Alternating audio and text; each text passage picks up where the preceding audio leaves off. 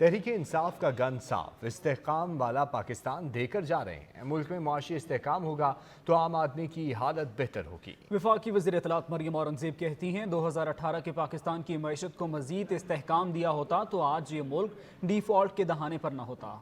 दूसरों को चोर कहने वाला, मईशत तबाह करने वाला, लोड शेडिंग वापस लाने वाला, मुल्क में महंगाई करने वाला आज बाल्टी डब्बा और कनस्तर डालकर अदालत जाता है। इसके पास इसकी चोरी का जवाब नहीं, ये किस मुंह से अवाम में जाए।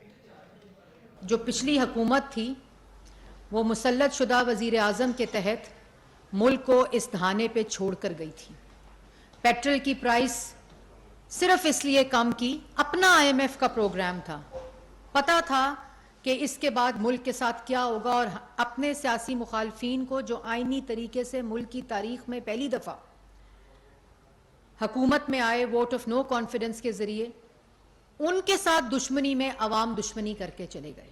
2018 में जो पाकिस्तान इनको देकर गए थे उसका 44 महीने 4 साल उसके हर शोबे को तबाह